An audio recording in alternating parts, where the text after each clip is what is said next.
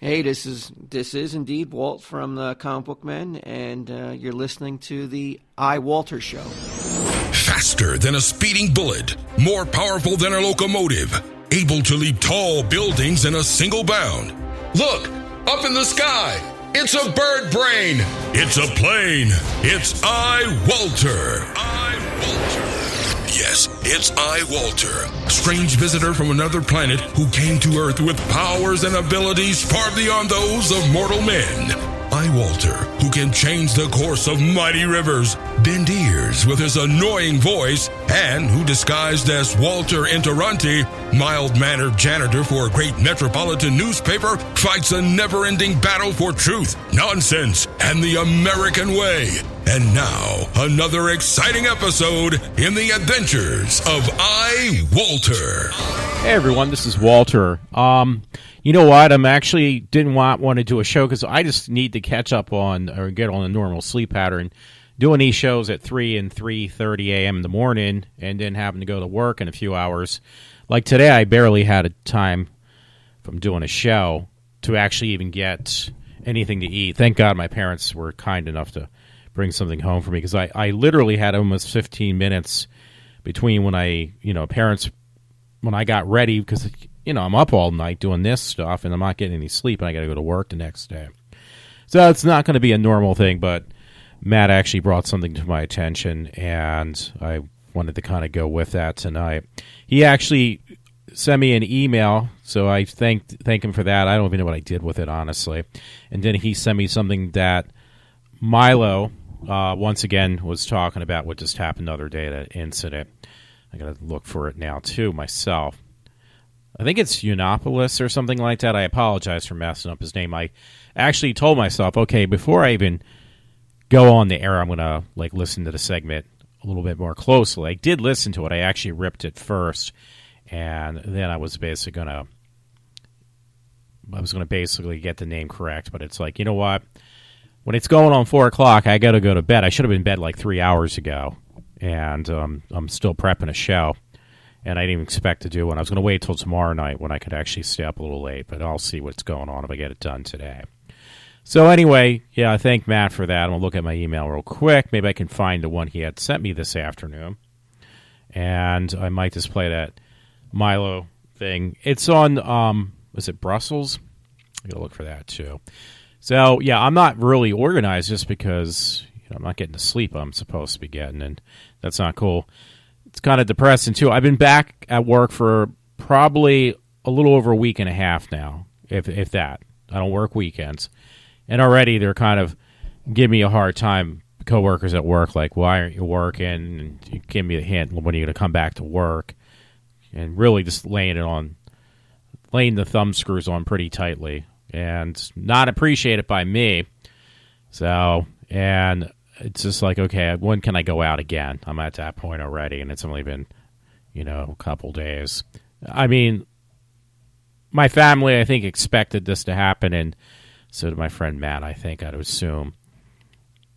Okay, I'm not seeing what I'm looking for either. I thought it was Brussels, because I'm at work. I have time to do this stuff right now until the, people get their shit together and kind of tell me what I need to do their job, I guess, supervisor-wise. But since that hasn't happened, and they do keep an eye on me. That's the one thing they're actually famous for, is paying more attention to what I do, coworkers and supervisors, more so than they can with other people. They kind of just frowned and looked the other way for other people. That was the case before, and I knew that was going to be the case again. So I kind of just threw up really quick a makeshift thing I put together of a couple stories. I'm not going to go, again, into grave detail, just because it's almost going to be 4 o'clock in the morning before I even, kind of get myself settled. And, I got to go to bed. I should have been, in bed at 2 or 3, not 7 in the morning. So you have to take that in consideration. I do have a day job, so to speak, even though it's second shift. And that's more important than me doing this. Anyway, the thing I'm probably going to try to play, by the way, so I thank Matt again. I put it up on my Facebook page, thank goodness, is Milo Yiannopoulos. I think that's how you say it. It's good enough for me tonight. And Dave Rubin. He was actually on Dave Rubin's show just earlier, a couple months ago, or not too long ago. I don't remember. He was back once again. I didn't know. I think that Milo actually, it says, he's a journalist. Not was. He is a journalist. I thought for Breitbart or Breitbart. I always get that wrong. Matt, you can correct me. Anyway, it says joins Dave Rubin again, discussing the recent terrorist attack, which just recently happened, obviously, in Brussels. That's what I was looking for, the Brussels incident. It says part of an interview about free speech, Donald Trump, and et cetera, et cetera. Well, that interview was only 8 minutes long, and honestly, I just kind of quickly, what do you call it? I basically ripped the video, and then I wanted to do a straight rip from on YouTube, make it right, because you can do that most of the time. For some reason, I had a difficult time doing with this particular video because it was just recently posted. I just wanted to make it just a clean rip right from the video online to an automatic audio segment, but it was difficult, so it had taken me a few extra steps. So now that I will play, I guess. They're just kind of fill a little bit of time, and not just that. That's not the only reason, because I actually do like what Milo says. Since Matt had introduced me to that other video, obviously I kind of intrigued me. So, but honestly, I can't really say much about it. You're going to know as much as I do. I'll probably know even more when I re-listen to my show later on, probably today or something like that. So again, I'm going to do a quick look, see, because there was something Matt texted. I said, I could use that for a podcast. And I'm looking for that now.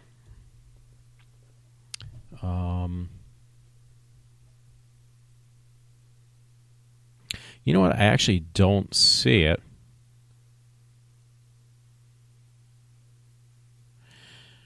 So I apologize about that, Matt. There was something I commented back on, and I said, yeah, this would be good for a story. And I honestly can't see it. So I'm trying to hesitate for time, prolong the time to see if I could actually find it. Fortunately, the one that I hit for a response actually erased the original message. So I don't know what I'm going by. So Matt, actually, you get my friend Matt gets really good stories. That's obviously why I would even enjoy it more so when I get him live the last two segments on the weekends. So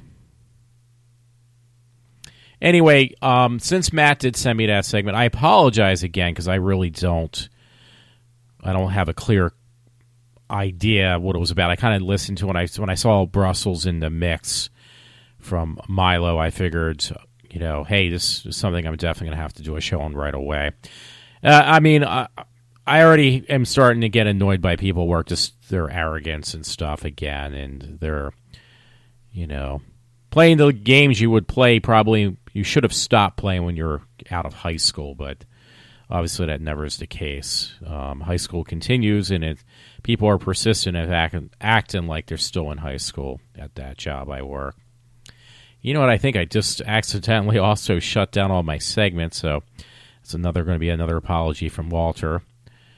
Didn't do it. Oh, there they are. Okay, so let me now play Milo, and I'm going to actually listen to a little bit myself, so I can actually get his name right probably for once in quite a while, or actually ever. Not even though I've only listened to him once. So, folks, let me know what you think about that, and I will play that right now. Milo Yiannopoulos is a senior staff editor for Breitbart News, a speaker, and has been named the ultimate troll by the Fusion Network. Milo Yiannopoulos, welcome back to the show. Thank you so much for having me. Am I the first person to come back? You are the second, maybe the third or the fourth. I know you want to be first at everything. I generally am. In fact, it's better than that. I'm normally way ahead of my time. In fact, I'm normally so early at everything that people think I'm crazy until 6 months later. I used to have a guy that I wrote comedy with who used to always say, Dave, we're so ahead of the curve, we're behind it. So maybe that's where... Maybe that's me. Maybe that's where me. you are. That's why I'm so unpopular. I don't know. Yeah. No, we've had a couple repeat guests, but in a way... You're sort of the most important. Not that I have to inflate your ego because I know you like that, but a tremendous amount of stuff has happened since we had you on. So you were on, I think it was the middle of October. So we're 5 or 6 months away from that, right? Show's going great, by the way. Thank you. Love it. And a lot has happened in this space that we exist, this cultural libertarian space. So we got a lot to get to, but let's start with what's happening today. So this morning there was this terror attack in Brussels at the airport and at a train station over there. It's still unfolding. So right now we're taping this. It's Tuesday afternoon here in Los Angeles, so some stuff obviously will change. Why don't you just give me your initial thoughts on what's going on? Well, this is sort of what liberalism has welcomed into Europe. This is the excuse-making that's been made for radical Islam, which has prevented us from fighting this problem by people who lie about the source of these people, the news stations who refuse to accept that these attacks have anything to do with Islam, the people who won't even use the word Muslim before it happens. This is preventing us from fixing the problem. This is preventing people from taking adequate security precautions, looking after themselves. Europe now, welcoming in millions of people from alien cultures, whilst the establishment refuses to accept that these people's belief systems are just dramatically incompatible with our own. And, the regular citizenry is being lied to and lied about constantly, all the time by the media on this stuff. We have a population that is not able to protect itself, that is not adequately informed about the risks, the dangers of radical Islam. And the problem in Europe is that this stuff is now happening everywhere. No one is safe. Anywhere in Europe. It's happening in Paris, it's happening in London, it's happening in Brussels. No one is safe from this stuff. And what do our politicians leap to the airways to say? I really want to make it clear this has nothing to do with Islam. Well, it does. Yeah. It does. And as a gay man, I'm terrified by the prospect of mass Muslim immigration into Europe. It's one of the reasons I spend so much time in America now. I don't want to be there anymore. Yeah, so let's back up a little bit. It's interesting that your initial response to that is to talk about our reaction to it rather than the ideology. Because nothing surprises me about this. You're not denying the ideology, you're obviously talking. Nothing surprises me about this. Why are we surprised that Muslims are blowing things up? That's what they do. I don't care about that. It's horrific for the people who are on the receiving end of this terrorist stuff, but is anybody surprised that ISIS blew something up? No. Right. So I'm gonna save you a little of internet hate. You do make the distinction between the nominal Muslim person, the average person that's a Muslim that doesn't take their religion seriously. You don't need to do me that favor. No, I don't care too much for that distinction. It is not extremists. It's not radical Islamists. It's not the people the security services are worried about that that are the problem. It is the silent majority of Muslims who do nothing in this situation, have no peace movement, no resistance to their own extreme elements, just like the progressive left in the West. And in 11 countries, you and I could be killed for who we are. That's not ISIS. That is mainstream Muslim culture, and we are importing that stuff into Europe in millions. No, I don't make a meaningful distinction between these things because I don't care. I don't see any reason to import these cultures into liberal Western democracies. I see no reason to do it whatsoever. And as Bridget Gabriel once very brilliantly said, in any case, the peaceful majority are irrelevant. It is not the peaceful majority that blow up buildings. It is the extremists. And right now in the world, all of this stuff is coming from one culture and one religion, and I don't want it here. So what do we do about that then?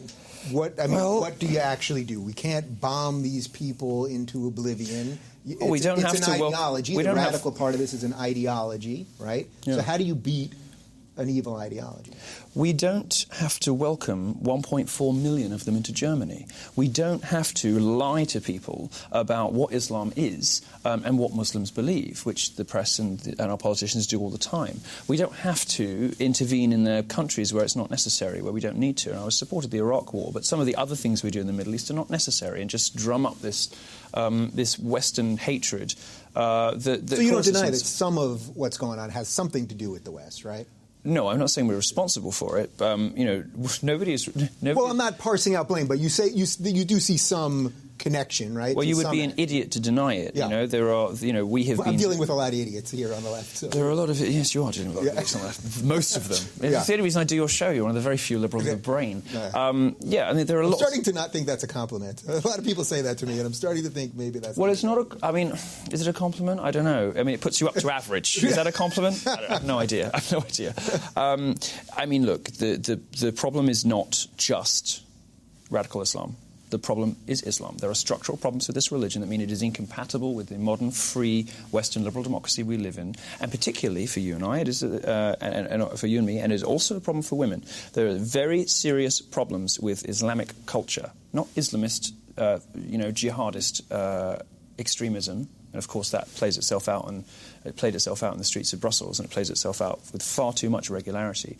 But with Islam, there is a problem, and nobody wants to talk about it. And what you tried to do earlier to save me from myself, I don't want it, because now I respect that. I don't want it because I've got to the point where I'm thinking, look, the West that Islam hates so much is what has given us gay rights. It has provided, for women, it's given women the vote. It has ended slavery, which is, not the case everywhere in the world. It has given gay people and women all of the rights we now enjoy. There is effective blanket equality in the West for all of these people. Yeah, and every other minority, too. Exactly. Importing Muslims is going to turn the clock back. And this is what you talk about when you coin and popularize this phrase regressive left, which came from this show, right? But you don't go far enough. What does a regressive left mean? It means it's going to take us backwards into an era of hatred and bigotry. Well, the left seems to want to import Muslims by their millions into all of our countries. That's a regressive consequence, and it's not just terrorism. So what do you think is going on with these people? I know many of these people very well. I've worked with a lot of these people. Why do you hang out with these losers? I don't anymore. Weird I don't sickos. anymore, but this ideology... Judge a man by his friends, Yeah. But this ideology, even this morning on Twitter, as I was scrolling through all the craziness that every time there's a terror attack, you get every, avenue of craziness. I saw someone, a girl, 20-something-year-old girl in Belgium, she actually tweeted that the hashtag Stop Islam, the hashtag itself, she said that's worse than what actually happened.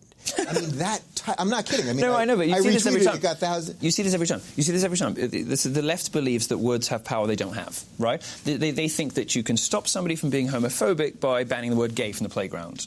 They think that you can end racism by banning the N-word. They think that if you shape language and control culture, that you can stamp out bigotry. Well, that's not how it works. The point of a civilized society, the point of etiquette and a point of negotiating the world, around us and negotiating with other people, is to live with one another despite our prejudices and despite our differences. Mm-hmm. The purpose of a civilized society ought to be to enable everybody to live together in harmony, which is why I hate what the gay lobby does when it bullies and ridicules Christians. Christians aren't going away, Yeah. You're not going to bully Christianity out of existence. You're not going to ridicule Christianity out of existence just because BuzzFeed doesn't like people who believe in God. No, right. The purpose of society is to get everybody to, and we were doing a good job of that. The West is doing a pretty good job of that right up until we started importing Muslims.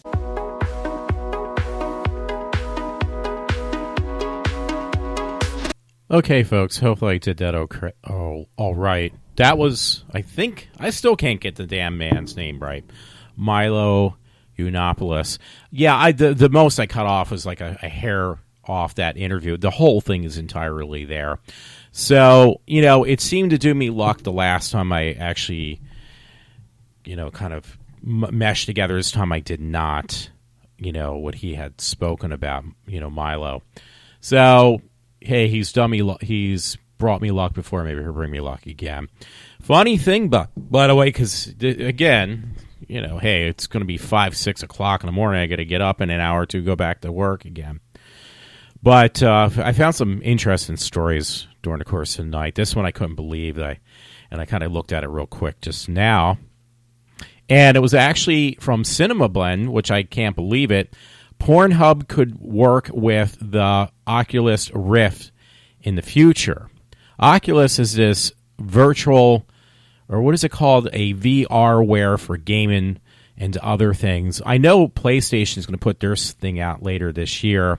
It seems to be a big thing. I remember the first time I ever heard of any kind of VR device for gaming was a long time ago. Most people probably forget, but actually, believe it or not, I think it was Nintendo years ago made some type of virtual system you wore, but it was kind of like a wired-looking device. I mean, when you look through it, like a holographic virtual reality machine. And I heard the one they made years ago actually would ruin your eyes, the one back in the day. So that always sticks in my mind, the one that Nintendo had to try to produce years ago. I mean, they perfected these things over the years because that was that was a long time ago. I don't even remember when. But yeah, hey, my one friend Matt would find this kind of funny too. But it says one thing everyone keeps saying around the web is the VR for gaming, tourism, and general use may or may not ever take off, which I guess it has, because I'm hearing more about it anymore nowadays. It's a wild shot. However, everyone around the web also keeps saying that if the porn industry adopts VR, it would easily and quickly take off. So there's a whole thing on CinemaBlend about this, and they're saying, yeah, if they made the porn industry to actually take over this one, actually dig into this and make VR usable, this VR device usable for that, especially this one website called Pornhub, which they do have their limitations, it would definitely take off. So that's pretty funny. So I guess more people are going to be buying those virtual things. The only thing is, hey, it'd be cool if it looks like you're actually physically touching and stuff, but the only thing you're going to be touching is yourself. That's the only thing. I don't think you actually can physically, get around. I don't know. I don't think, I personally, I don't know, because men, hey, our whole thing is visual on taking care of business, so to speak, as we would put it. So that was pretty funny. A lot of really bizarre stories. They always seem to come from around where I live. Not saying that's the only place. Hey, we got that whole thing that just happened with these terrorist attacks now, and one seems like I got it somewhere in the mix, might be spreading outside of Europe now. We take it too lightly with these Islamist, radical Islamist, we kind of conglomerate them in with the population of the people who believe in, who are Muslims, that they're all the same, and they are obviously not. I think that's what Milo was trying to point out. So anyway, since it will be a short segment tonight, there was one story. I just kind of threw a couple together real quick. It says Bethlehem man from the Morning Call had 315 images of child pornography, authorities had stated. So he got arrested, obviously. This was a guy from Bethlehem, faces charges on 315 child pornography, pornographic things on his computer, allegedly sharing images online, according to the Attorney General's office. Peter M. Mavi or something, 32 of the 400 block of Seneca Street, was charged on March 16th with the possession of child pornography and the distribution of child pornography and criminal use of the computer of a computer, according to the news release. Medvi or something, however you say his last name, is free after posting a $150,000 bail, according to Northampton County court records. How the freak did this guy get $150,000? If I had that kind of money right now, it's kind of sad for me, because I had a like, not anything on pornographic, but I've been borrowing money from my 401k because it's not actually doing anything at this point. The thing is completely useless, and somehow I've accumulated a lot of money either way. I won't say how much, but somehow and it hasn't really made that much of a dent. I'll just leave it at that. But I end up, somehow I owe like, I think $17,000 or $18,000 from my 401k, and now it's not all buying toys and trinkets. A lot of times it was just getting, my car inspected, which might have cost a couple grand, or buying tires for the car cost not a couple grand, but close to a grand. The tires cost about close to a grand, and this expenses that came up, that is like, listen, I just want this wiped off my credit card. I don't want to pay. But it was over a period of time that I've accumulated that expense. Now, I had a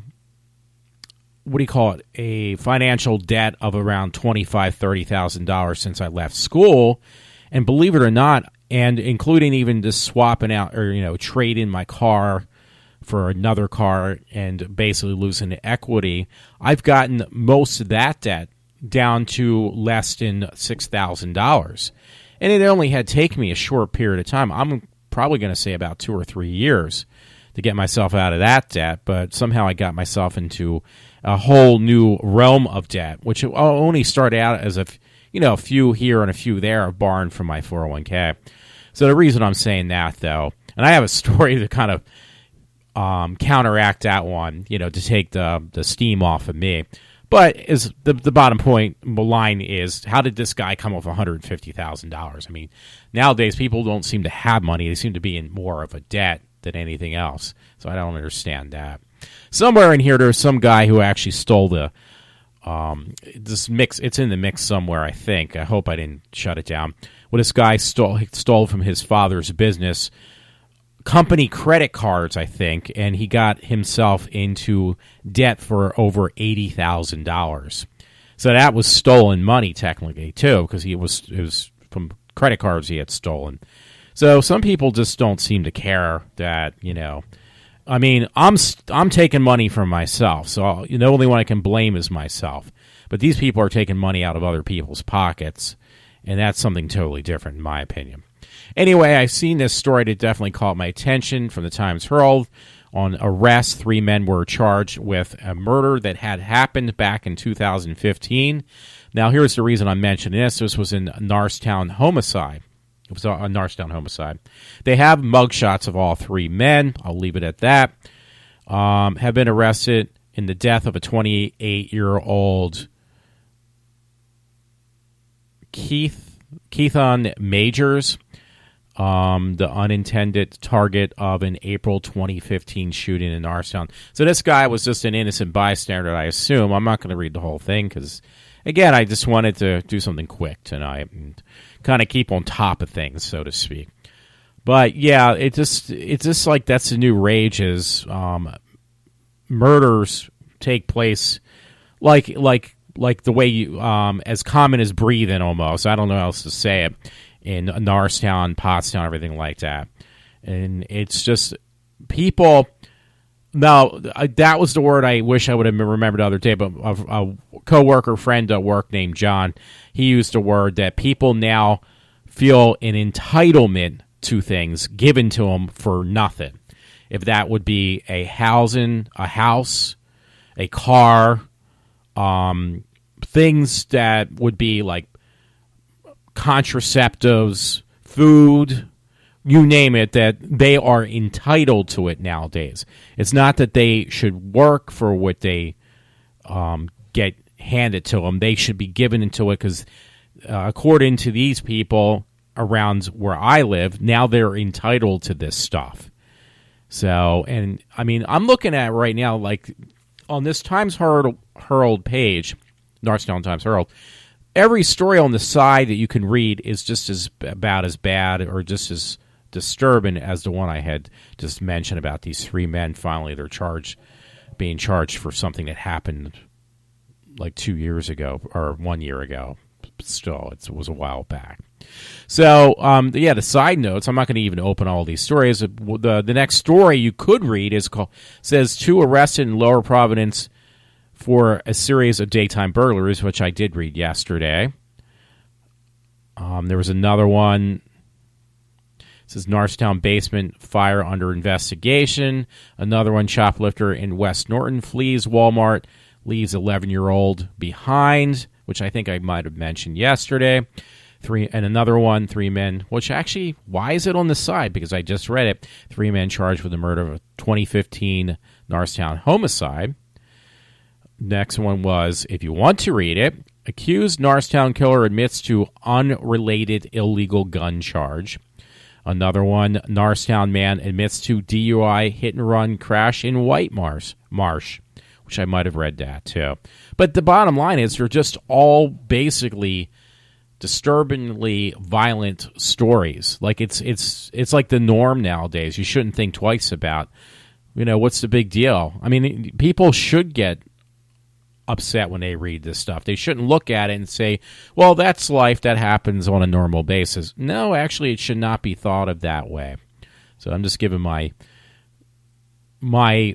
input, what I think about stories like this. I have one story up and I have no idea why I opened it up.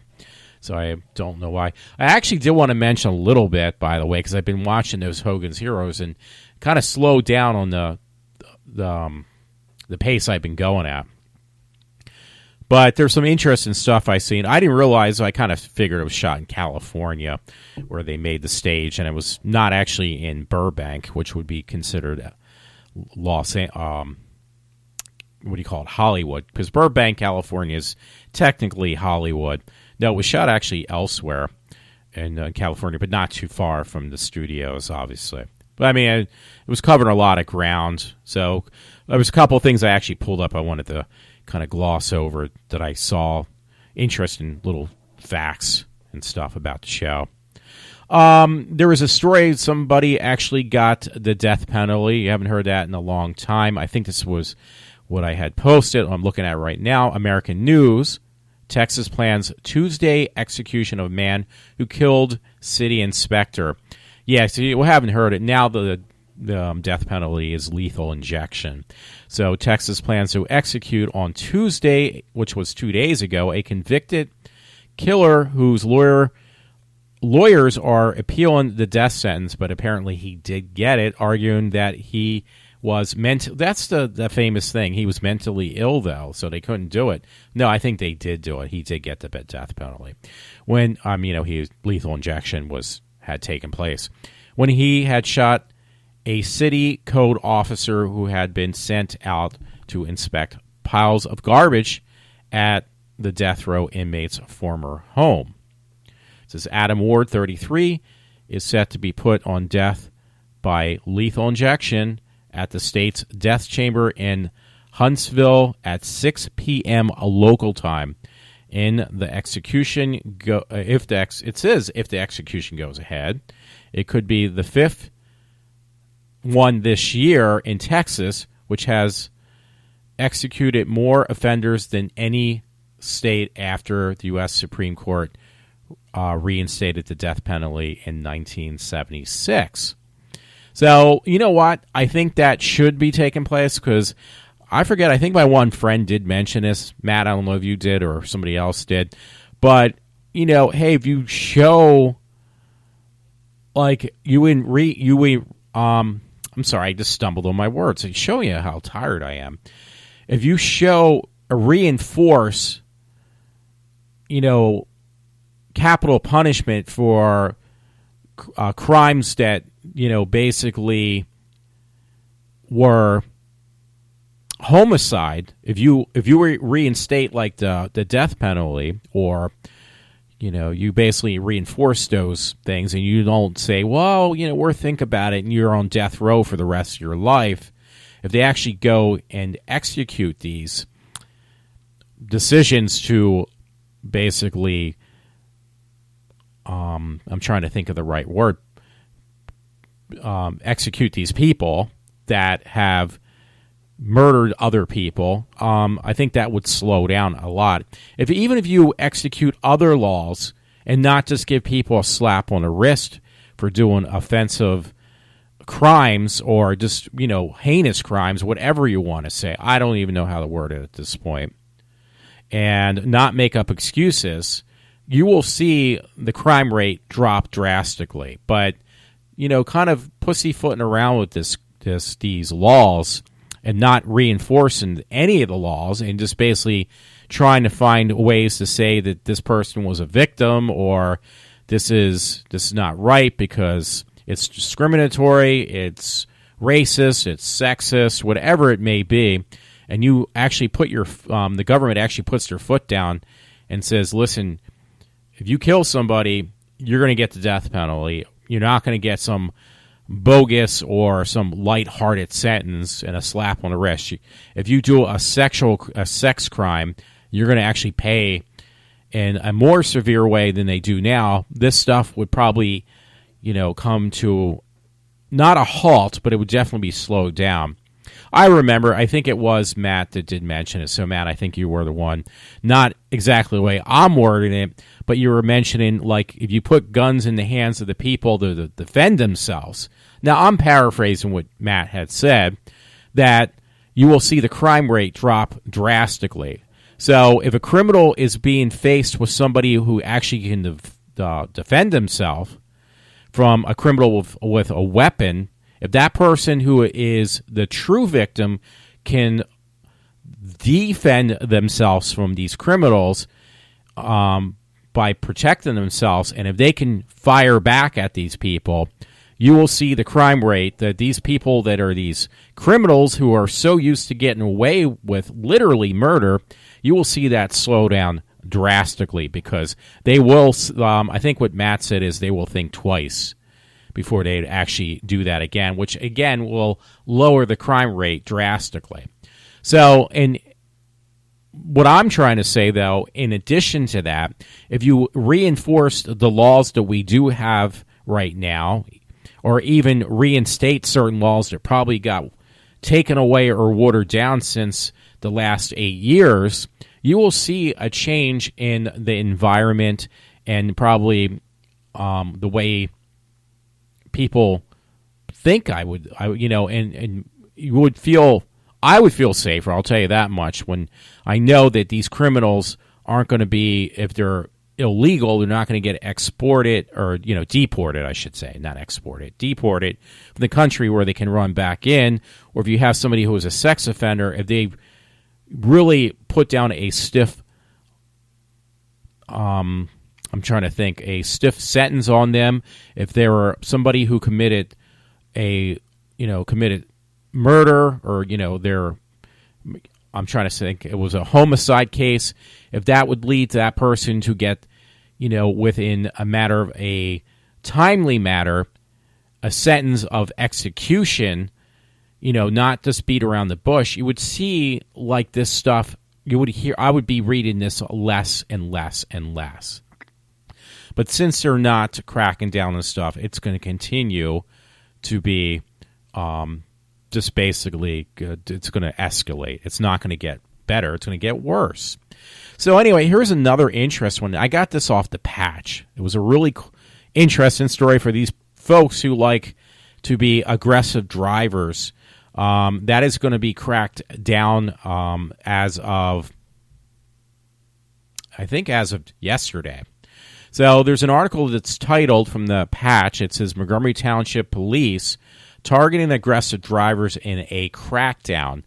It says, you've been warned. Local police will be stepping up aggressive driving enforcement in a crackdown that starts today, which was yesterday, and runs through May 3rd. Now, I don't think that's long enough. That's going to be for at least a month. So it says Montgomery Township is one of 65 police departments across southeast Pennsylvania that will step up the aggressive driving enforcement as a part of statewide crackdown that starts as of yesterday through May 30 once again. So it gives you the name of the townships too.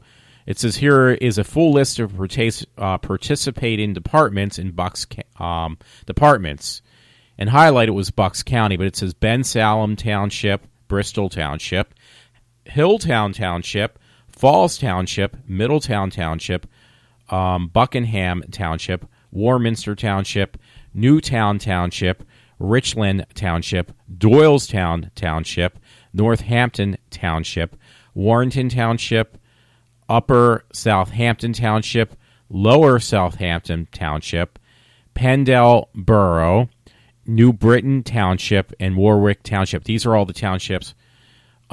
Just alone, that's actually in Bucks County. They got ones for Chester County. There's a list of them. I'm not going to read them all again. I didn't realize this was this long. Delaware County, Montgomery County, which would be that one I probably will read because Montgomery County is where I live in. So the ones in Montgomery County, there are going to be definitely stepping up the police force for these aggressive drivers. Here's the list: Lower Marion Township, Lower Moreland Township, Upper Moreland Township, Abington Township, Hatfield Township, Lower Providence Township, that's where I live, White Marsh Township, Springfield Township, New Hanover Township, Sheltonham Township, Montgomery Township, Lower Pottsgrove Township, Limerick Township, Upper Dublin Township, East Norton Township, Plymouth Township, Upper Marion Township, Norristown Borough, once again, that's where I'm from, Horsham Township, Lower Salford Township, Upper Providence Township, Pottstown Borough, Talmenson Township, Lower Gwinnett Township, and Douglas Township. They're all going to enforce this aggressive driving situation, which has really gotten out of hand, definitely around here. I mentioned this yesterday. My father has complained about this. I've complained about this. People I know have all complained about this. This is municipal police departments from Bucks County, Chester, Delaware, and Montgomery counties will be targeting motorists exhibiting aggressive driving behaviors such as running red lights, speeding, and tailgating. A full list of participating departments is below, which I did read some of them. The enforcement is part of Pennsylvania's aggressive driving enforcement and education project and is funded by part of PennDOT's investment of federal funds from the National Highway Traffic Safety Administration. If you encounter an aggressive driver, PennDOT offers these tips. Get out of their way and don't challenge them. Stay relaxed and avoid eye contact and ignore the rude gestures. And I saw one yesterday. Some guy got pissy yesterday around here, and he did flip the bird to some guy in a truck. And it says, don't block the passing lane if you're driving slower than most of the traffic. My one friend, Todd, always complains about that people get in the passing lane and they drive extremely slow, so it's nothing new. Well, that's going to be addressed now, I think. Well, actually, more or less aggressive drivers. Now, here was an interesting story I found from PIX 11. Now, this one I have to defend for the young girl because it's kind of stupid. Some 12-year-old girl, she was probably just joking. I wouldn't take that much offense to it, but now they're really just taking it out of context. 12-year-old girl charged with battery after pinching a boy's butt at school. If you looked at the girl, though, she looked a lot older than 12, but yeah, she was only 12 years old.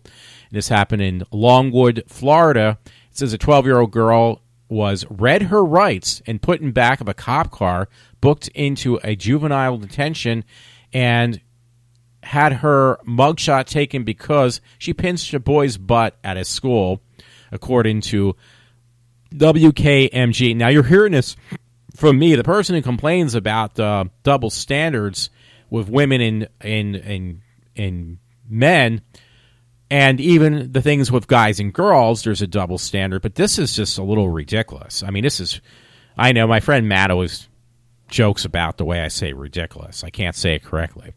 But this is true. This poor girl is gotten, reprimanded for pinching a kid's butt. I mean, God, there's stupid crap like you do when you're 12 years old. That would be on the bottom of the barrel that I would think of as being an offensive, what do you call it? Like a serious offense. But, hey, they got time to arrest this poor girl. I don't know what's happening with our world anymore after I saw that. Okay, I did find that one on the credit cards. That was in the Norristown Times Herald, and it says Perky Omenville man faces jail illegal use of credit card. The Perky Omenville man faces time behind bars for illegally using a credit card belonging to his father's employer to rack up, again, I mentioned this earlier, about $80,000 in fraudulent charges. Jerry Lee Rissler, Jr., 32, on the first block of Swamp Pike, was sentenced to Montgomery County County Court, to 6 to 23 months in the county jail, to be followed by 3 years of probation after he had pleaded guilty to two felony charges of access device fraud and theft by unlawfully taken. I'm sorry, I didn't say that right. Unlawfully taken in connection with an incident that occurred between March 2014 through it says March 2014 and June 2015. I was going to say through, but it's actually and. So, yeah, the guy basically stole what I thought was, I would assume it is a company credit card and racked up $80,000 worth of damages on the card. So, it's nothing new. That story I read the other day, folks, about the guy who tried to use food stamps to buy a $60,000 BMW, now had resurfaced on the Drudge Report. So I thought that was pretty funny. This one was from actually Conservative Outfitters, but it was actually was posted on the Drudge Report that they actually got. The Drudge Report put this on their page from this Conservative Outfitters, basically. But anyway, it says video man steals $60,000 BMW after trying to buy it with food stamps. No joke. So this has actually been posted. It's still like kind of surfacing this story. So, you know what my feel is about that. These people, again, like my friend, coworker said yesterday, people feel like they are entitled to this stuff. You mean I have to work to go buy a $60,000 car or get an apartment? You know, I have to pay for it? You mean I have to pay for having children? That's my job? No, that's everybody else's job because I've been mistreated. You know, my origins are not origins. Because of my background and my I want to say ethnicity, my family tree has let me know that I've been mistreated for the last 300 years, and now I'm trying to get paid back for the way I've been mistreated for 300 years. Well, it's like, God, if you're 300 fucking years old, you certainly look incredible because you only look like you're in your 20s or 30s, most of these people. But they're entitled to everything, and it's other things, too. You know, it just doesn't stop with just one thing. It goes on to other things. And all this stuff just does not make any sense to me. So I apologize real quick. I don't know about you folks, but I get a lot of freaking junk mail. I actually have, I bought Outlook because the Outlook in the past, it actually works much better. I couldn't get my Apple mailbox to work. So I end up going to now to use Outlook. You got to pay for it, though, but it's a one-time deal. I won't be paying for it ever again unless I lose it, which I hope I don't. But, yeah, it used to filter really well all my junk mail. Well, that seems to not be the case anymore. Like, I mark certain things like, okay, this is junk mail. Block the sender, it says. I'm doing it right now. And I mark it in the junk bin that if you see it again, make sure you just throw it right in the junk bin. I don't want to see this junk mail again. So that hasn't worked that well, absolutely at all. In fact, it works horribly. So now I got over in my junk mail box of things that have been blocked, 10,012 junk emails. And that's just on this computer. I got plenty more of different junk mail on my other computers. So it used to work really good. Now it doesn't. Now here was something actually really cool because my man Alan West on his webpage had just posted this yesterday. And it said he had this article he had posted again on his page, Alan West did. And it was from March 23rd, 2016, which was yesterday. Mere hours after President Obama declared the Islamic State is not the initial threat, this is what it states: the terrorist groups plan for additional attacks throughout Europe are emerging. So there you go. I'm not going to read this whole segment because I've already screwed up even just the main part of it. So, yeah, it was breaking news. The Islamic State group has trailed at least 400 fighters to target Europe in deadly waves, the AP has learned. So do you think they're going to stop with Europe? Absolutely not. They're going to plow their way probably all the way through Western Europe into probably North America. And I wouldn't doubt that for one freaking minute. So thanks, Obama, for that, too. You're going to be definitely leaving with a bang, but you're going to be taking a lot of innocent lives with you, so to speak. Anyway, hey, this was pretty funny. I found this. It made me scratch my head, though. I saw this article from deadlinenews.com UK, and they were selling the island where they shot the movie Wicker Man, but they actually initially put it up, I think, for over £2.6 million was the initial price they were asking for this quote-unquote island, so to speak, where they shot the movie, the original Wicker Man. But that didn't seem to do too well, so now they've lowered the price from the £2.6 million now down to £500,000. This is no joke. So if you would like to buy where they the island where they shot the movie The Wicker Man, you can now buy it because they've drastically dropped the price down to £500,000. So that's a little bit more affordable for someone. It says Wicker Man Island has a £500,000 knockoff asking price. So maybe I got that wrong. But either way, they definitely knocked down the price, I'll tell you that much. The remote Scottish island that inspired the cult classic horror movie of The Wicker Man has now had more than £500,000 knocked off its asking price. So it says 3 years ago, the teeny 1.2 square mile island, where this is located, because I can't even pronounce that damn name, was put on the market for a staggering £2.6 million. But that has now dropped drastically to a much lower price. The island is widely acknowledged as an inspiration for the setting of the 1973 film, which saw Edward Woodward playing the mainland cop who arrived on the backwards island to investigate a missing child. And it goes on to tell you some more. So I probably was a little bit off on the price. Maybe they knocked off $500,000 more or less. But still, you're knocking off a big chunk from the initial price. It's still pretty hefty, I guess. But you're buying in pretty much a small island, so to speak, or at least a piece of land. Not much land, but you're buying a nice piece of real estate, so to speak, that, is, where they made the classic film. I didn't like it that much, but it is considered a classic film known as The Wicker Man, the movie. Anyway, real quick, as it's going on to 5 o'clock, well, it's after 4. So, PX11, I got a story that said, suspect responds to unwanted ad on police department's Facebook page.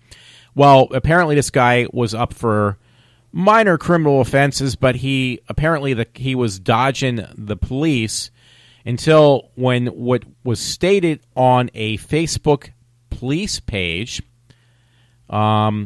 he basically wrote on there that he didn't feel like they were correct on their accusations about this man.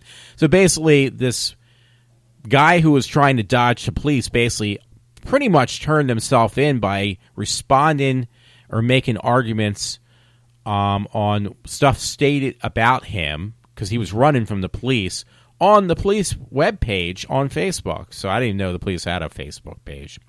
So it says a man apparently wanted by police, once again, so I'm going to read it so it makes more sense, took to the department's Facebook page to declare his innocence. Well, he wasn't innocent, and he was able to dodge the police, but then he is basically one of these idiot criminals who turns himself in practically. It says the Linden Police Department in Alabama posted a mugshot of Roderick Hill, 31, to its Facebook page. He is wanted for attempting to elude and is considered armed. That didn't sit well with Hill, though, because who then responded to the post saying, it's murderous out here and you're all worried about little old me. That's what it says. Wow, sad. That's what he posted on the police thing. So they were able to track him down basically after he basically exposed himself. Not in the way you're probably thinking. So basically, they said that did not sit well with Hill, who responded to the post once again, saying, oh, I already read that. But anyway, it goes on to say then, those who follow the police department were shocked that he responded on a social media, potentially giving himself away, which he had done so. One person asked Hill was exactly he did, and he responded, I ran from them. I never been caught or charged with a gun, never robbed, so how is it fair to label me armed over a traffic offense? So that was the thing that was kind of interesting. You can watch the video. There's a video online about this from this news segment, which again was PIX 11, by the way. I'll read the title. Maybe I better do it now. Suspect responds to a wanted ad on the police department's Facebook page. So if you want to see the video, you can watch that, or even let's look up this article. It says then, Hill is wanted for attempting to elude officers once again in Mango County, I think it is, according to AL.com. He has a rap sheet mostly of non-violent offenses. So by this guy making himself exposed, though, it's going to probably turn into something that probably would have been simpler if he did not run away from the police. So that was pretty funny. The one friend posted on my Facebook page, my friend Todd, I guess because the guy was just basically a total idiot. What do you call it? I don't want to say thief, but, because he's got charges. But if you're trying to run away from the police, the last thing you do is don't expose yourself. Hey, if you got away with it, dude, why were you an idiot enough? I maybe that's that whole entitlement thing again. This guy probably figures, well, they can't touch me, so I can basically mouth off to the police after I dodged them, which is totally stupid in my opinion. And I think my friend Todd was basically stating or insinuating the same thought trend or feel of thought, whatever, that I just had mentioned. Anyway, this is kind of weird. I did not know this, but Ken Howard, this man who he was the main actor that starred in The White Shadow, had just died at the age of 71. The former basketball star became the president of the Screen Actors Guild as well. So I did not know that. From 1978 to 1981, the high school basketball drama known as The White Shadow dealt with serious issues in the guise of sports soap, the soap opera. The groundbreaking series meant a lot to many people. I never really liked the show. It was on for years. It even helped popularize the sport of basketball in Turkey. Today, its star, Ken Howard, died at the age of 71. It was actually yesterday the gentleman had passed away. So if you're interested, MeTV, actually, they run a lot of classic TV shows, but they also keep you posted on what's happened to these actors today, meaning like at the present time and other things. They have a lot of these classic actors on, doing little spots, plugs, whatever, for MeTV. So, but that keeps these actors that would otherwise have been forgotten about alive also by showing the old TV shows they had acted on MeTV. So that's pretty cool. I don't know if I read this or not, folks, so I apologize, but I have a story from the Morning Call that I'm looking at right now, and it says, man dead, another wounded in the South Allentown shooting, police say. Allentown, a man was killed and another wounded in a Wednesday afternoon shooting that scattered residents in the South Allentown neighborhood and chased children from a nearby playground. So this is the thing, again, this happened actually just yesterday because it's now officially Thursday, but just yesterday, again, that's all you ever read anymore are these violent deaths and these domestic disputes on a daily basis, and is no different than breathing anymore. So that's kind of beyond scary for me. You can't even step anywhere without being worried that you might get shot or killed, even on being an innocent bystander, minding your own business. You might get killed or shot in a crossfire as well. I don't know about that story, but you can look that one up if you'd like to. So anyway, this was from Young Conservatives. I just saw this right before I went on, and it's on the polls right now with, what is it, Kosh? Is that Kosh? Cruz. It says, if I'm saying his name correct, I apologize if I'm not. I'm sure I'm not. Poll, I'll just say for sake of argument, Kosh and Cruz both beating Hillary head-to-head, and Trump trails big. So again, this was on Young Conservatives. Young Conservatives webpage. The GOP field, which is Grand Old Party, thank you, Matt, for that, field is down to 3-1 of the big questions now. Who has the best chance of beating Hillary? After all, that's what the whole race is about at the end of the day. According to Fox News polls, there are only two candidates with a strong shot of doing this, and it's basically this John Kosh, or whatever, how you say his name again. I apologize about that, and Ted Cruz. Now, it has a question mark after Donald Trump, though, because we're not too sure, but they show on the Fox News polls 2016 presidential vote preference, and it says, I guess they give, I didn't know how to read this, but I assume like it's got what do you call it? Percentages on the left-hand side, which I assume it says Clinton then, and then on the right it gives you the Republicans running for this for this election. So for Clinton, it was 40% again. And Kosh was 51%. So basically, she got 40% of the votes or approval, or whatever you want to say, and this Kosh, or however you say his name, he got 51%. Now, Cruz against Clinton, she got 44%. Cruz is now beaten even. Cruz is even beaten her because he's got 47%.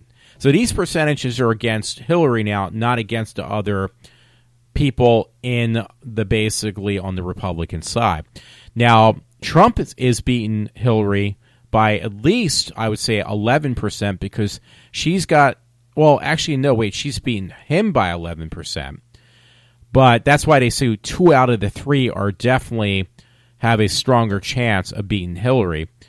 That's why I guess they want to see either 2 of these other candidates other than Trump go against Hillary, because that's going to be our strongest chance of beating her, which I don't know. But anyway, it says that she only, in these polls, is only beating Trump by 11%, which is still a large percentage. So it says she got 49% and he's got 38%. So I don't know. I don't know, because the way I've seen it, it seems like Trump's got large approval ratings by majority of people, at least on these polls against the Republicans. But now all of a sudden it's showing that these 2 other candidates are actually got a higher percentage of votes or approval over top of Trump, which makes no sense. I don't know. I'm not going to complain, but I just don't understand it, honestly. So anyway, I think I got everything I really wanted to kind of put down tonight because, again, I do want to get some sleep before the sun rises because I think it's getting to the point, I think I said this before, but it's kind of an irony, too. I call it the pot calling the kettle black, but I know there's been times at my work where coworkers were sitting around not doing, jack crap because things were not, production was down, but they were not doing anything, and supervisors weren't pushing them to do anything for as much as 6 months at a time. I've only been back, let's see, a full week last week, that's 5 days, and now 3 days this week. And before even the 8th day, I've been just beginning to get like, okay, when are you going to start working, Walter? You're just going to sit here kind of attitude. In 8 days, not 6 months. Now, I was out for 6 months. Yeah, that is true. But, I don't know how else to put it, but I'm getting reprimanded after 8 days. They get like, let's look the other way. There's nothing that, that old thing like in Star Wars where Obi-Wan says to the stormtroopers, there's nothing to see here, move along. Like that's the way these, I can't even think of the right word. That's the way these managers react towards these other coworkers minus me. I mean, it's just it just really pisses me off. I'll tell you that much. It makes me want to go postal. I'm just saying that. So please don't take me seriously. I'm just mentioning it that God, you look the other way for everybody else. You talk double speak. If you ever read the book 1984, sorry, I just really got loud there. But yeah, hey, it's double speak when it comes to you say one thing, but then you deny saying it, or you just change your verbiage or whatever. Verbiage is not a word. I'm trying to send something to a friend Matt. I think he would like, my little friend Matt. He'll love this. But yeah, I mean, it's just ridiculous. God, you basically jump all over my ass in minutes when I return to work, and you basically kiss up to HR. When I had to go back to work, HR was like, there, and the supervisors I had said, "Oh yeah, we're going to make sure we take care of you. We're going to make sure that you definitely get trained properly before you get put back into doing your physical job." God, that didn't even get cold. That incident of them changing their attitude, that didn't even remotely get cold. It was like, it seemed like probably at least minutes later, probably the most days later, they've like already changed their tune, which I knew that was going to happen. But I mean, I couldn't even blink my eyes more than a half a dozen times before they started changing their attitude. And that is this, to say the least, that's like just extremely disturbing. Like you can't even stick to your lie for more than a matter of minutes before you change your tone. And these are supervisors. That's what the scary part is. That's why I hate to say it, I said this yesterday, I think, but these North American jobs are going to definitely dissipate. They're going to just evaporate. They're going to disappear because just the scrutiny that goes behind them not doing their job properly, or I should say them scrutinizing me, that, again, hey, if we take care of Walter, everything else is just going to fall into place. It's going to be better. Well, I was away for 6 months and things didn't get better. They actually got worse. And you end up, management ended up spending sevenfold of money at this point on over top of what they spent before. So that's, to say the least, that's kind of really scary. I got to download this thing. It's pretty funny. They this video, I can't do more or less and explain it, but this is really funny. I got to download this from my friend Matt. But there's some video where Ultraman, this is no joke, if you ever watched that show, that's from like 40 years ago. Ultraman is a conductor for an orchestra. I am not even kidding. Yeah, they got Ultraman being the conductor for, it's funny, it's really funny, for a orchestra. And this video looks like, God, I wish I could tell you. It's about 2 minutes long. So it's really funny. And one of his villains, one of these corny villains, are actually in the mix too. So anyway, folks, I hope you enjoy. Oh, wait, I'm sorry about that. I wanted to end the show. I really do. Trust me. Now, I'm going to just go highlight a little bit. There's this page you can look on Hogan's Heroes on Wikipedia. Now, I've noticed a couple of these things, but they have a whole rundown of like facts and things. Well, this is not facts. I think Wikipedia can be changed by anyone. But different people, actors they had on that you would know. I mean, everybody probably knows best was the actor who played Colonel Klink and the one who played Schultz. They're both, I think Schultz passed away. Hogan passed away, the actor who played Hogan, Bob what was his name? I can't remember now. Bob Crane, he passed away. John Banner, he passed away. He was the one who played Schultz. But I was watching like the extras on one of the Hogan's Heroes extras on the series, because I'm almost finished. I should have been done this third season by now, but I'm not.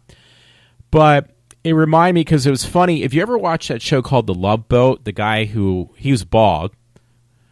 Hogan's Heroes had a lot of bald actors on there too, but the guy who plays on Love Boat, who played the captain, the ship's captain, I can't remember the actor's name.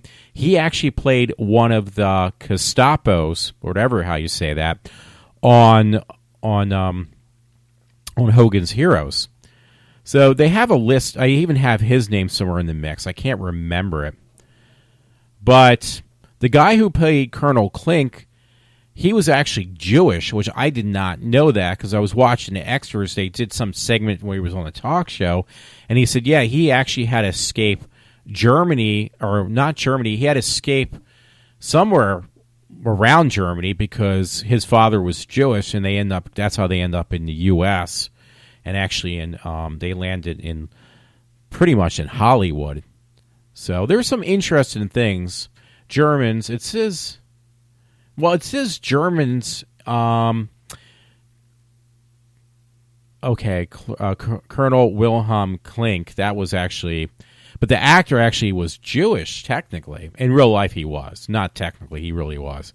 So I'm looking for that. There's somewhere it says on this list: Allies, Germans, and reoccurring actors. There was certain ones. The one was pretty funny. It was this British guy. I really didn't like the character on this show, but this one British actor actually played on Bewitched, because I remember him from Bewitched. I don't know the actor's name. He did pop up a few times when I was looking for some stories on the history of Hogan's Heroes. Somewhere in here it said about the people who were Jewish on, in real life, and it would have had his name in there. Okay, yeah, here it is. Jewish actors. The actors who played 4 major German roles, basically Klink was Jewish. Oh, I didn't know that. Schultz, real life, he was a Jewish actor. I did not know that. General Burkhalter, I didn't know that. His name was Leon Askin. He was actually Jewish. I did not know that. And Hochletter or something, they were like they weren't actually, I think Hochletter, or however you say his name, he was also Jewish. I thought they kind of looked not really like real Germans. I think Hochletter or whatever, he was part of the Third Reich in the show, but these actors who all played Nazis, the Third Reich Nazis, and the other parts of the German Gestapos, or whatever how you say that word, they were all Jewish actors. That's pretty funny, actually. Well, it was shot in California. What do you expect? So it's kind of funny. Now they're saying, I didn't realize this either, because I really liked him. The guy who played LeBeau, I think, or LeBeau, Robert Clary, the little short French guy, he was Jewish too. I didn't know that. So you learn something new every day. But because I know he was actually in a concentration camp. I read that somewhere. It says the person who played the little French guy, it says, were Jews who had fled Nazis during World War II. But I think Robert Clary or something. Clary, he was technically French, but he was actually Jewish. I thought he actually was in a concentration camp for a while, because they said the guy who played the French guy said he says in the recorded commentary on the DVD version of the episode Art of Hogan's Hero's Sake that he spent 3 years in a concentration camp. So yeah, he did. That was the guy who played the Frenchman. But yeah, Klink, the actor who played Klink, Schultz, and the other two, these were reoccurring actors, characters on the show. They were all Jewish actors people in real life. Now, I did read that, like I said before. I thought that was interesting. I actually found out on my own that the little French guy he did spend 3 years again in a concentration camp. It says that his parents and his other family members were killed, though, there. So he spends, the guy who plays the Frenchman, Lebeau, I think it is, Robert Clary, actually spent 3 years in a concentration camp where his family members were killed. That is pretty shocking, because he's like one of my favorite. I like all the characters on that show, honestly. And it says he has one of those identity tattoos from the camp on his arm, which it says was A-5714. So it says, likewise, John Banner, he's the one who played Schultz, had been held in a pre-war concentration camp, and his family was killed during the war. So he also lost family members. That's pretty depressing, the guy who played Schultz, because everybody loved Schultz. Anyway, it says Leon Askin was also a pre-war French, in a pre-war French internment camp, and his parents were killed also at one of these camps, one of these concentration camps. So yeah, this is actually pretty shocking, because I should have probably kind of looked at this closer. But yeah, most of those main characters, I did not know that. The weird thing is, kind of brings a different feel to me. Both the actor who played Schultz and the actor who played Klink, they were Jewish, just like the little French guy, because I always get his name incorrect. They would always refer to the little French guy as a cockroach. So it's kind of, I guess, an inside tongue-in-cheek thing, because, they literally played the roles of being Nazi soldiers very well, even though they were Jewish, and the characters always kind of were really nasty to the Frenchman, and called him by face, or by, they called him by his correct name, which I can't do right, but they also call him the little cockroach as well. But they were all Jewish in real life. That's what's the part that kind of gets to me. Now, the one thing that was kind of interesting, the guy who played Klink, because I can't get his name correct, his father was like, I want to say a musician, classical music, though. Like he was, and he got actually, from his father, the guy who played Klink also was, played in a orchestra, which I didn't know. I watched this interview, and I'm looking at it right now, and this little thing I'm kind of glossing over some facts, but it said, it's not in here, but he did play in an orchestra too, for a while. That was his passion on the side. Now, one thing I saw in this interview, I saw with the guy who played Klink, he did keep that monocle, I think they call it, the eyepiece, even after the show had ended, as a memento. And he said, I think it was like right before he did this particular interview on some talk show, the monocle actually disappeared. It got stolen. So this particular talk show that he was on, the talk show host actually, they got him another one. I guess they found out that his was stolen, in real life, the one he had taken from the show, playing that character, and they got him another one, and he was like ecstatic to see it. Now that's a funny thing too, because playing the character of Schultz, they made fun of that he couldn't play a violin, but in real life, yeah, I think he could play the violin. But on the show, the character of Clink, they said, Clink was not musically inclined, which was actually the total opposite from the real actor who really did know how to play classical music or play, a violin and other instruments, because, again, he did play in an orchestra. So they kind of played on that, too. Like, the character was completely different from the real man.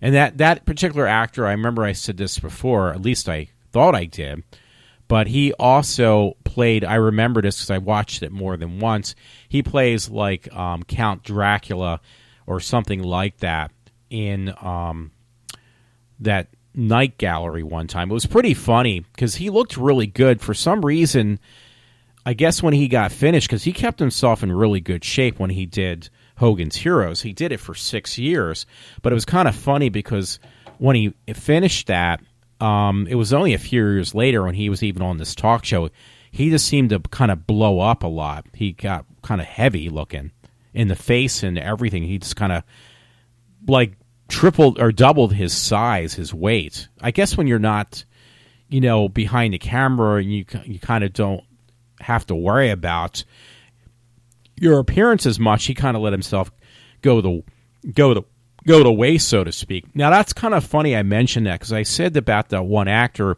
who played on the Love Boat, who also played a Gestapo on Hogan's Heroes. That was the opposite for that actor, because when that actor was on Hogan's Heroes, who played the ship's captain in the Love Boat, if you ever seen that actor, he was ultra thin. He looked like really thin on the Love Boat. Well, when he played the part as a Gestapo, a soldier, German soldier on, not even a soldier, a captain or whatever you call it, on Hogan's Heroes, he was really heavy. Like, he was beyond recognizable, but something in his face made me think, is that the guy from Love Boats? I looked it up, and it was. So I'm going to look up his name.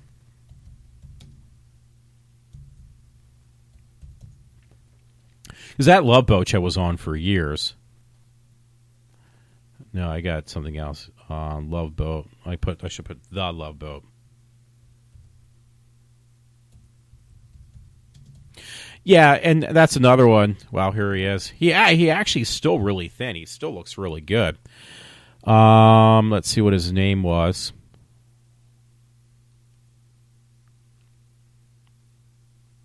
Yeah, Love Boat was on for 10 years, too. Gavin MacLeod. Yeah, Gavin MacLeod. He was the one who played on the Love Boat. He played the ship's captain. But yeah, Gavin MacLeod actually played in Hogan's Heroes as one of the German, I want to say lieutenants or whatever. And that was like much, much earlier, but he was so heavy when he did that. That was back in the late 60s, early 70s, 71, 72, I think is when it ended. But Gavin MacLeod changed a lot, because when he actually did the Love Boat, he lost so much weight. He looked like two different people practically. He's a really good actor, too. I really liked him, too. So anyway, now I can end my show, because I got a little bit of my what I wanted to say about, what do you call it? Hogan's Heroes, which is a really good series, by the way. And by the way, I don't know if I mentioned that, but there was really, in Germany, in the same location they mentioned on the show, which I can't think of right now, there is really a Stalag 13. Now, that was another thing real quick. Here I'm going to go on for another little bit, segment. I didn't know this, but apparently they had a lawsuit or something against him for making Hogan's Heroes, was Stalag 13 because there was a movie, I believe, called Stalag 17, which they said that they took the premise for Hogan's Heroes out of this film called Stalag 17. So there was a dispute for years, and I think it turned in, or was, or is, I don't know, was a lawsuit over stealing. Actually, they said it was plagiarism. That's what they got caught for, or got in trouble for. This film called Stalag 17 said that Hogan's Heroes was actually plagiarizing, the series of Hogan's Heroes was plagiarizing their ideas and the premise from this film called Stalag 17. So that was pretty interesting. I think I got that right. I hope I did. But anyway, folks, it's after 4. It's going on 5 now. So have a good evening, I hope, or good morning. I hope you enjoyed what I talked about. And once again, if you do listen to me, you enjoy the show, just kind of say, hey, you know what, there's this guy named Walter who does his own personality show, whatever you want to call it. He talks about whatever he feels like talking about. Why don't you check it out? So, kind of get me some more audience members. Because it seems like my numbers seem to decrease instead of increase for the most part. So I'd like to see that change. So, everyone, thanks again for those who listen to me and try to get other listeners that you may know, some people who will be interested to listen into. And for now, I am signing off. This is Walter from the iWalter Show. Thanks again. I'm off.